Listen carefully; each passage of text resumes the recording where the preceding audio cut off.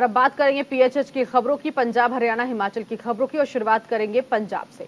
पंजाब के लुधियाना से खबर मिल रही है, जहां बीजेपी का प्रधान बनने के बाद सुनील जाखड़ पहली बार लुधियाना पहुंचे। वहीं उनका फूल मालाओं से स्वागत किया गया, तिलक लगाकर, मुंह मीठाकर गर्मजोशी से स्वागत किया गया है। उन्होंने कार्यकर्ताओं को बुलाया और उनके साथ बैठक की। आगामी नगर निगम और लोकसभा चुनाव के लिए जोश भरा।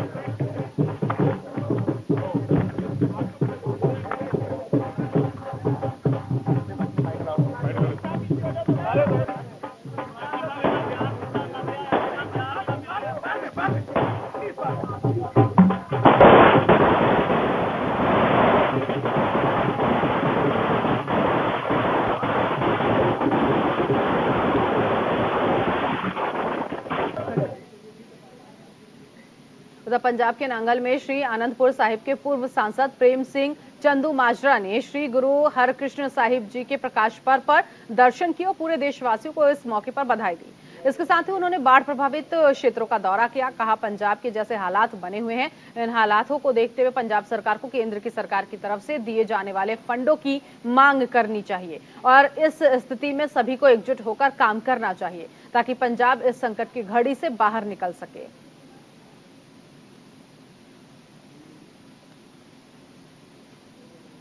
फिलहाल पंजाब ही पानी में डूबा हुआ है। बाढ़ की स्थिति जो है बड़ी नाजुक है और चिंताजनक है और बहुत ज्यादा नुकसान हुआ। आम लोगों में ये चर्चा है कि जितना नुकसान इस समय हुआ इतना शायद पहले कभी नहीं हुआ।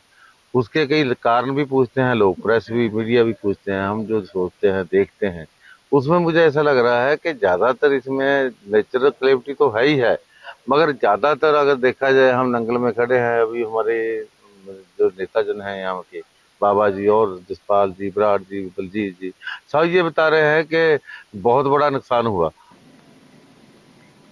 उधर पंजाबी गायक सिद्धू मूसेवाला की हत्या के तार सीमा पार से भी जोड़ते हुए नजर आ रहे हैं। इस हत्याकांड की जांच कर रही एनआईए ने बड़ा खुलासा किया है। एनआईए के मुताबिक सिद्धू मूसेवाला की हत्या के लिए इस्तेमाल में किए गए हथियारों की सप्लाई एक पाकिस्तान युवक ने की थी, जो अभी फिलहाल दुबई में रहता है।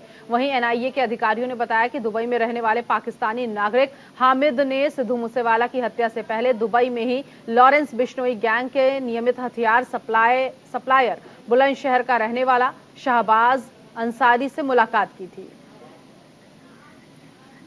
संवाददाता जसवीर सिंह इस वक्त मेरे साथ जुड़ गए इसी खबर पर आगे की जानकारी के लिए। जसवीर, अब तो कनेक्शन दुबई से भी निकलते हुए सामने आ रहा है। इस पूरे मामले में क्या कुछ आगे जानकारी मिली है? प्रेम है जी।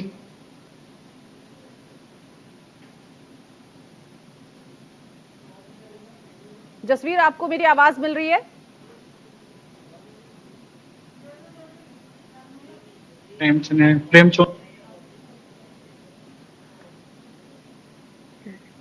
जसवीर की आवाज स्पष्ट तौर पर नहीं आ रही, फिर से जोड़ने की कोशिश करेंगे। फिलहाल देखिए, बिश्नोई गैंग के गोल्डी बरार को हथियार दिए गए थे और जो वहां का सप्लायर है वो बुलंदशहर का बताया जा रहा है।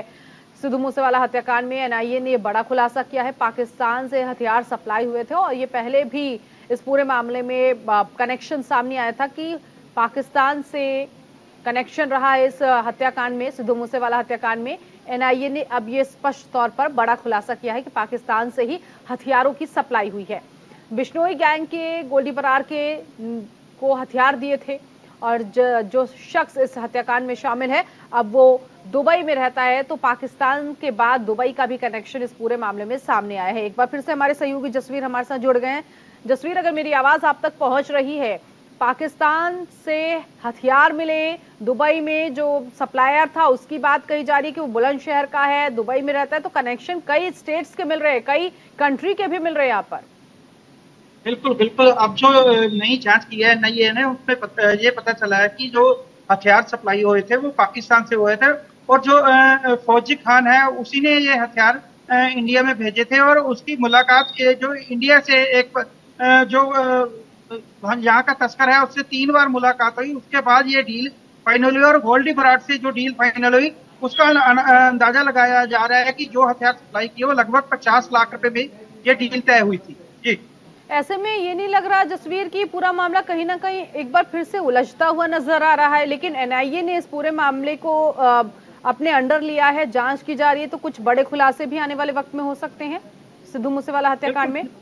बिल्कुल बिल्कुल, हत्या के बाद ही ये एनआईए इसमें जब से उन्होंने ये अपनी जांच शुरू की है तो उसमें कई खुलासे और देखने को मिले, और अब जो खुलासा हुआ है उसमें ये देखने को मिला है कि ये तार पाकिस्तान से जुड़ते नजर आ रहे हैं और पाकिस्तान से ही ये हथियार सप्लाई किए गए हैं। ठीक है, आप बने रहिएगा, एक बार फिर से आएंगे आपके पास।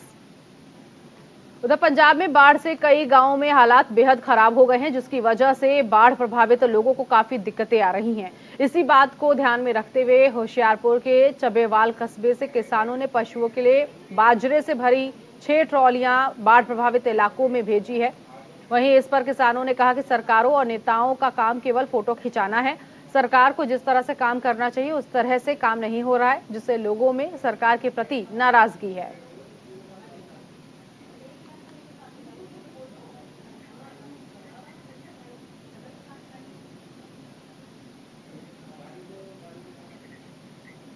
हिमाचल के मंडी में द्रंग विधानसभा क्षेत्र के पूर्व विधायक जवाहर ठाकुर ने राज्य सरकार से हरोंगी मंदिर की तर्ज पर पुल का निर्माण करने की मांग उठाई। इसके साथ ही ये भी कहा है कि इस कार्य को जल्द से जल्द शुरू किया जाए।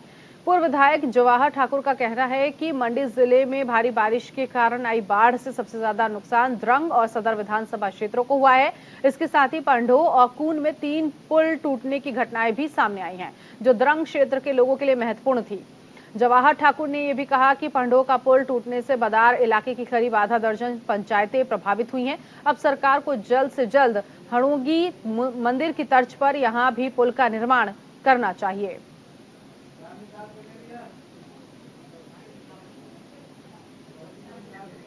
जसवीर लगातार हमारे साथ बने हुए। जसवीर, बाढ़ बारिश की वजह से काफी कुछ नुकसान हिमाचल में भी देखने को मिला है। जो पुल टूट गया है इससे लोगों का काम भी प्रभावित हुआ है, आवाजाही में भी दिक्कत हो रही है। क्या और आगे जानकारी मिली है, हालात किस तरह के बने हुए हैं वहां पर? बिल्कुल, आपको बता दें कि यहाँ पे लगभग 3 पुल ऐसे हैं जो टूटे हैं और जिसकी वजह से सारा यातायात काफी प्रभावित हुआ है। और द्रंग क्षेत्र जिसमें बताया गया कि जो ठाकुर पूर्व विधायक उन्होंने बताया कि ये सबसे ज्यादा नुकसान जो मंडी जिला में ही हुआ है, जहाँ पे 3 पुल टूटे हैं, जिसकी वजह से ये काफी नुकसान हुआ। और उनका ये कहना है कि भाई भतीजावाद वाला यहाँ पे ये ना करे, क्योंकि ये जो क्षेत्र है ये उन्होंने जो लोकल सरकार है उन्होंने ये कहा है कि यहाँ पे जल्दी जल्दी हनोंगी माता के मंदिर की तरफ पुल बनाया जाए। और उन्होंने ये भी बताया है कि मोदी सरकार बहुत जल्द इनको पैकेज देने जा रही है और जो बाढ़ प्रभावित है उनको उनकी भरपाई जरूर करेंगे। ठीक है, बहुत शुक्रिया इस जानकारी के लिए। उधर हिमाचल प्रदेश में बीते दिनों में भारी बारिश के कारण जगह जगह से नुकसान की खबरें सामने आई हैं। इसी के साथ भारी बारिश के चलते प्रदेश में हर जगह भूस्खलन का सिलसिला भी जारी है। ताजा मामला नाहन श्री रेणु काजी हरिपुरधार मार्ग पर दनोई का है, जहां पहाड़ी से भारी भूस्खलन होने के चलते वाहनों की आवाजाही बंद हो गई।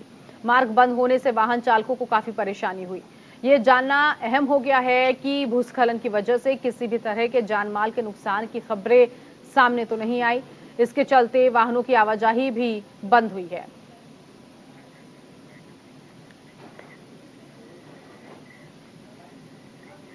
और इसी के साथ इस बुलेटिन में अभी के लिए बस इतना ही। नमस्कार।